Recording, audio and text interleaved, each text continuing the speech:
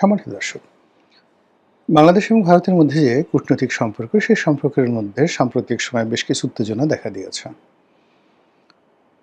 কারণগুলো হলো এই: ১ নম্বর কারণ, শেখ হাসিনা সাম্প্রতিক সময়ে দিল্লির যে আন্তর্জাতিক একটা প্রেস ক্লাব আছে, যেখানে বিদেশি সাংবাদিকরা তাদের যে press club, international foreign correspondence club.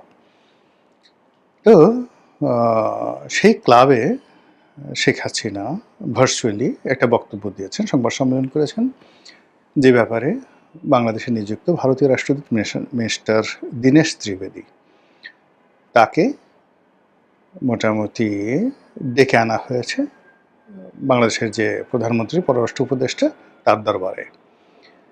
এবং সেখানে তাকে বেশ একটা অন্যরকম, এটা না দেখলে বোঝা যাবে না বাংলাদেশ যে এখন কোথায় চলে গেছে। পররাষ্ট্র উপদেষ্টা প্রতিমন্ত্রীর পদমর্যাদা সম্পন্ন মানুষ, তিনি রাজকীয়ভাবে একটি সোফাতে সুন্দরভাবে বসেছিলেন। তার উল্টো দিকে একটা ডবল সোফা, মানে নর্মালি এ ধরনের যে কৃষ্টি এবং কালচার হয়, আপনি যখন কোনো সম্মানিত লোকের সাথে বসবেন, তো সেখানে সমপর্যায়ের চেয়ার থাকে। আপনি যদি একটা সিঙ্গেল সোফাতে বসেন, আপনার অপোজিটে আরেকজনকে সিঙ্গেল চেয়ারে বা সিঙ্গেল সোফাতে আপনি দিবেন। আপনি যদি চেয়ারে বসেন, তার জন্য ঠিক সিমিলারলি একটা চেয়ার রাখবেন, মধ্যে একটা টেবিল থাকবে। এটা হলো একটা কার্টেসি। ২ নম্বর হলো যে আপনি কার সঙ্গে বৈঠক করছেন। যদি আপনার সাথে তার পদ মর্যাদা বেশি থাকে, তাহলে সেখানে আপনার ড্রেস কোড, আপনার বসার ভঙ্গি, আপনার দুপা কীভাবে রাখবেন, আপনি ক্রস লেগ করবেন কিনা, পায়ের উপর পা তুলবেন কিনা, আপনি হাত কোথায় রাখবেন, এগুলোর একটা ডিপ্লোম্যাটিক ভাষা রয়েছে। সেই দিক থেকে যিনি বাংলাদেশের পক্ষে ছিলেন, তিনি মন্ত্রী নন, উপদেষ্টা, মন্ত্রী নন, প্রতিমন্ত্রীর মর্যাদা সম্পন্ন, বয়সে তরুণ। একেবারে তার অপোজিটে যিনি মিনিস্টার দীনেশ ত্রিবেদী, তার সন্তান সম। অন্যদিকে মিস্টার দীনেশ ত্রিবেদী, তিনি বিজেপির শীর্ষ নেতা, অত্যন্ত ঝানু পলিটিশিয়ান, বহুবার সংসদ সদস্য হয়েছেন, মন্ত্রী হয়েছেন, আর এখন ডিপ্লোম্যাট রূপে তাকে এখানে নিয়োগ দেওয়া হয়েছে পূর্ণ মন্ত্রীর মর্যাদায়। অমিত শাহ, জয়শঙ্কর এবং এই যে বাংলাদেশে যিনি নিযুক্ত ভারতীয় রাষ্ট্রদূত, তাদের প্রোটোকল সেম ক্যাটাগরির। তো যেখানে ইতিপূর্বে আমাদের পররাষ্ট্র উপদেষ্টা, আমাদের প্রধান উপদেষ্টা ডক্টর মোহাম্মদ ইউনূস, মিস্টার জয়শঙ্কর, মানে ভারতের একজন মন্ত্রী, তার সঙ্গে দেখা করবেন, কিংবা আমাদের এখন যারা ধরেন অর্থমন্ত্রী আছেন, ইকবাল মাহমুদ টুকু আছেন, যিনি বিদ্যুৎ মন্ত্রী, তারা বিভিন্ন সময়টিতে যখন ভারতে গেছেন এবং সেখানে অমিত শাহের মতো লোক বসে আছেন পায়ের উপর পা তুলে, আর তারা যেভাবে দাঁড়িয়ে হাত কাঁচুমাচু করে যে দেখা সাক্ষাতের দৃশ্যগুলো আমরা দেখেছি স্টিল ফটোতে, তো সেই তুলনায় রাতারাতি আমরা এখন একেবারে রয়্যাল বেঙ্গল টাইগার হালুম পর্যায়ে পৌঁছে গেছি। তো যেটা বলছিলাম, দীনেশ ত্রিবেদীকে ডেকে আনা হয়েছে বা তিনি এসেছেন। তারপরে সরকারের যিনি পররাষ্ট্র উপদেষ্টা, তিনি বসেছেন একটা সোফাতে, তার উল্টো দিকে একটা ডবল সোফাতে। হ্যাঁ, সেই ডবল সোফাতে একজন ভিজিটর হিসেবে দীনেশ ত্রিবেদীকে বসিয়ে রাখা হয়েছে এবং দীনেশ ত্রিবেদী ২ হাত জোর করে এমনভাবে কথা বলছিলেন যেন তিনি কোনো রাজা বা মহারাজার সামনে নিজেকে অবনত করেছেন। তো সেই বৈঠকে সরকারের পক্ষ থেকে, বাংলাদেশের পক্ষ থেকে মোটামুটি নির্দেশনা দেওয়া হলো, অনুরোধ নয়, নির্দেশনা, যে কোনো অবস্থাতেই শেখ হাসিনা যেন ওখানে বক্তব্য দিতে না পারে এবং এটি কোনো অবস্থাতে মেনে নেওয়া হবে না। কিন্তু বাস্তব হলো যে শেখ হাসিনা সেখানে বক্তব্য দিলেন। বক্তব্য দেওয়ার পরে বাংলাদেশের পক্ষ থেকে অত্যন্ত জটিল, কুটিল এবং অত্যন্ত কড়া ভাষায় ইংরেজিতে ফাটিয়ে ফেলা হলো অসাধারণ একটা চিঠি, যে চিঠি মানে বাংলাদেশে যেভাবে লিখেছে, এটি ডোনাল্ড ট্রাম্পও ভারতকে এ ভাষায় চিঠি লিখতে সাহস পেতেন না। চীনের প্রেসিডেন্ট তো প্রশ্নই আসে না। তো এইভাবে চিঠি লেখা হয়েছে এবং চিঠিকে আরও শানিত করার জন্য, আরও ক্ষুরধার করার জন্য, আরও উত্তেজনা ছড়ানোর জন্য মোটামুটি ৯ বার, 9 টাইমস এই চিঠির ভাষা পরিবর্তন করা হয়েছে বলে বিভিন্ন ইন্টারনেটের যে প্ল্যাটফর্ম রয়েছে সেখানে খবর আসছে। এবং বারবার ওই যে পররাষ্ট্র মন্ত্রণালয়ের যে চিঠিটি, সেটা নাকি একবার দেওয়া হয়েছে ইন্টারনেটে, তাদের যে পেজগুলো আছে সেই পেজে, তারপরে আবার পরিবর্তন হয়েছে, এভাবে পরিবর্তন হয়েছে, এভাবে ৯ বার পরিবর্তন করা হয়েছে। বুঝেন যে সরকারের রাগ কতবার। আমরা যখন একজনকে বলি যে তোকে একটা থাপ্পড় মারবো, এটা হলো প্রথম রাগ। পরে বলল হলো না শুধু থাপ্পড় হবে না। বলা হলো যে, "তোকে একটা চটকানি মারবো, একদম কান পট্টি ফাটিয়ে ফেলবো।" বরিশালের আঞ্চলিক ভাষায়। কানসা ফাটিয়ে ফেলবো। ২, ৩ নম্বর হলো যে, "না, কানসা ফাটানো হবে না। তোকে এমন একটা চটকানি মারবো তুই চিত হয়ে পড়বি, তারপরে তোর পিঠের উপর একটা কেনু দেবো। একদম রওয়া পড়া কেনু।" বরিশালের ভাষায় রওয়া পড়া কেনু। সেটা মারবো। তারপর আপনার রাগ কমলো না। এরপর আপনি একের পর এক ভাষা শক্ত করতে থাকলেন। তো সেক্ষেত্রে আসলে ৯ বার পরিবর্তন করে কী ধরনের শব্দ সেখানে ব্যবহার করা হয়েছে, কেন করা হয়েছে, সেই জিনিসগুলো হয়তো যারা এক্সপার্ট ডিপ্লোম্যাট তারা বলতে পারবেন। কিন্তু আমার কাছে মনে হয়েছে যে বারবার শুধু বাংলাদেশের যে ক্রোধ, তার যে বিরক্তি, সেই বিরক্তিগুলো ভারতের কাছে প্রকাশ করা হয়েছে এবং ভারত সেটা পেয়েছে। পাওয়ার পরে ভারত যেটি বলেছে ভারতের পক্ষ থেকে সেটি হলো একদম প্রথম বাংলা ভাষায় যদি অনুবাদ করি যে শেখ হাসিনা যে সেখানে বক্তব্য দিয়েছেন এ ব্যাপারে ভারত সরকারের আসলে কিছুই করার ছিল না। ভারতে তিনি যে অবস্থানে আছেন, যে মর্যাদায় আছেন, তার মুখ বন্ধ করা বা তাকে নিষেধ করা এটা আমাদের প্রোটোকলের মধ্যে পড়ে না। ২ নম্বরের যে স্থানটিতে তিনি ভাষণ দিয়েছেন সেটি একটি স্বাধীন সার্বভৌম একটা প্রেস ক্লাব। তো সেখানে কোনো বাধ্যবাধকতা তৈরি করা, সেখানে কোনো নিষেধাজ্ঞা দেওয়া, এটি ভারতের যে বর্তমান সরকার সেই সরকারের বিধি বহির্ভূত, ক্ষমতা বহির্ভূত এবং এটি ভারত কখনো করে না। এই গেল এক।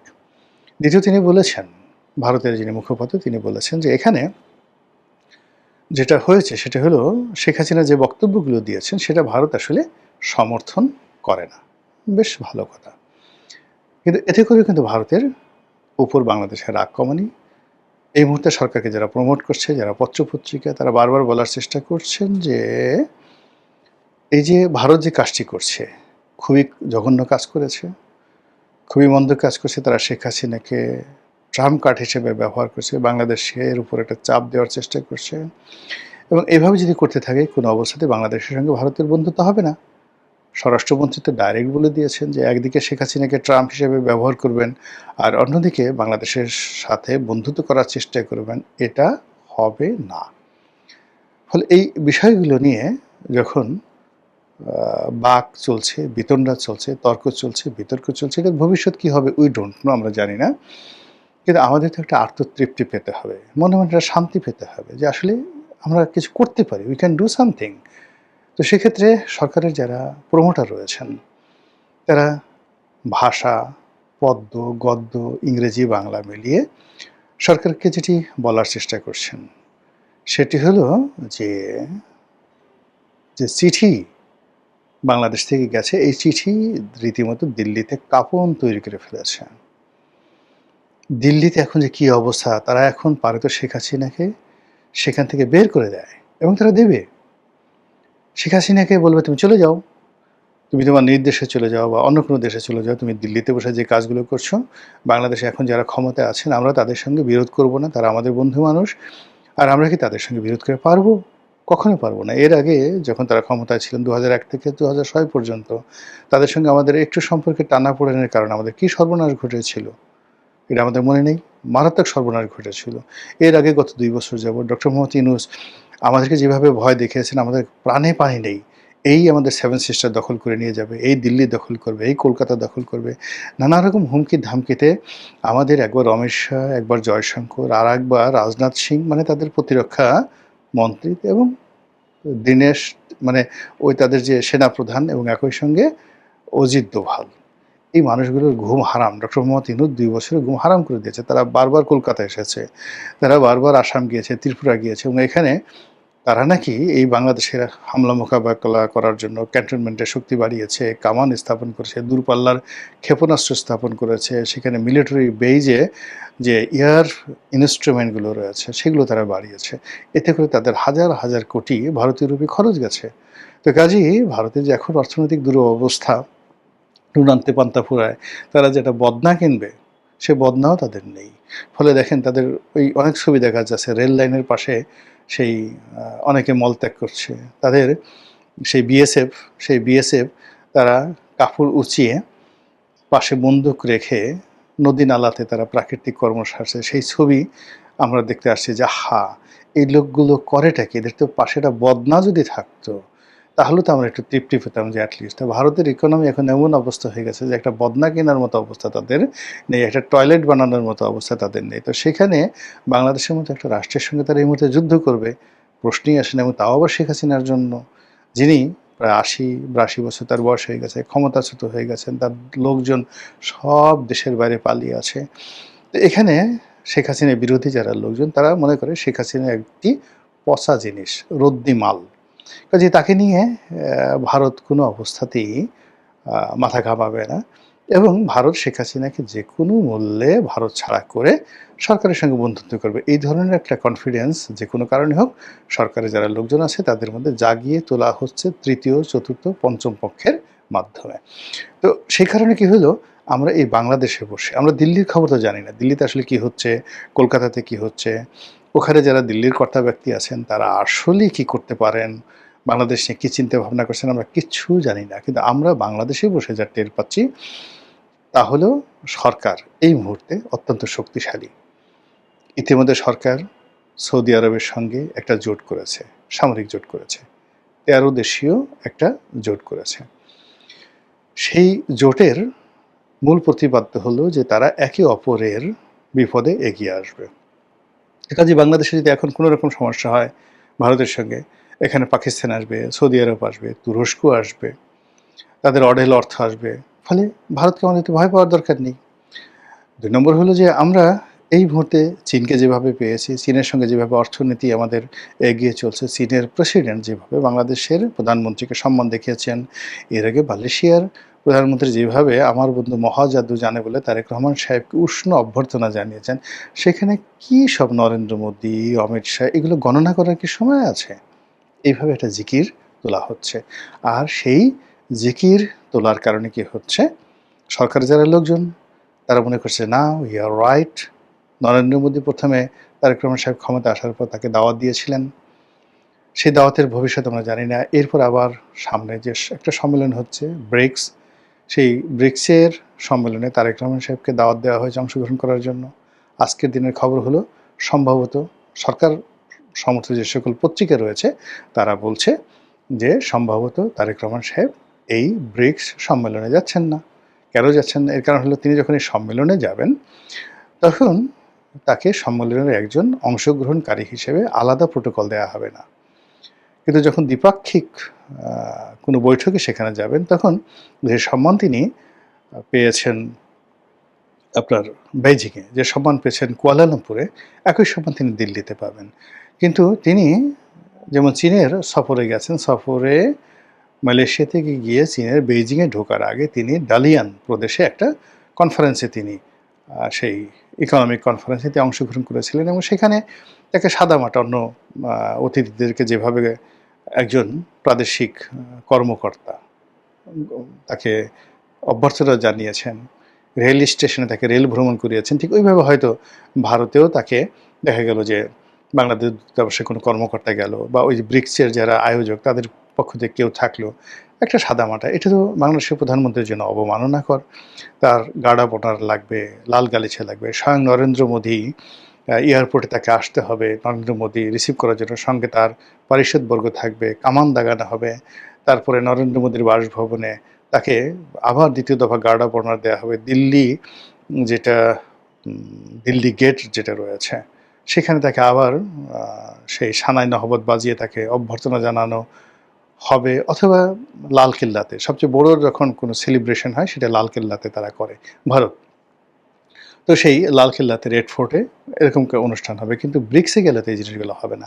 এই জন্য যারা সরকারের খুবই অ্যাডমায়ার আর প্রশংসাকারী তারা এই যে ব্রিক্স সম্মেলনে তারেক রহমান সাহেবের যে ভারত গমন এটাকে সমর্থন করছেন না। তো এই অবস্থাতে আসলে সব কিছু চলছে, এই অবস্থাতে সব কিছু চলছে এবং এই সব কিছুর মধ্যে আমরা বাংলাদেশে বসে টের পাচ্ছি যে আমরা যথেষ্ট শক্তিশালী হয়ে পড়েছি, আমাদের অনেক উষ্ণতা রয়েছে, উত্তেজনা রয়েছে এবং আমরা ভারতকে যে কোনো কথা বলতে পারি। আমাদের রাজপথে যারা নেতৃবৃন্দ রয়েছেন ভারতকে গালি দিতে পারেন অবাধে, ভারতকে সকাল বিকাল জয় বাংলা করতে পারেন, ইনকিলাব জিন্দাবাদ করতে পারেন, বাংলাদেশে পাকিস্তানকে স্বাগত জানাতে পারেন। সো এইরকম একটা স্বাধীন সার্বভৌম যে একটা জাতিসত্তা, যে এই তারেক রহমান সাহেবের নেতৃত্বে এখন চলছে, যেটা শুরু হয়েছিল ইউনূসের জমানাতে, সেটা অব্যাহত আছে। তো এভাবে যদি চলতে থাকে তাহলে ভারতের তো আসলে ভয় পাওয়া ছাড়া কোনো উপায় থাকবে না। তো দেখা যাক আগামী রাজনীতিতে আমরা কতটুকু এগোতে পারি আর ভারত আমাদের সঙ্গে কতটা কমপ্লাই করে, সেটাই দেখার বিষয়।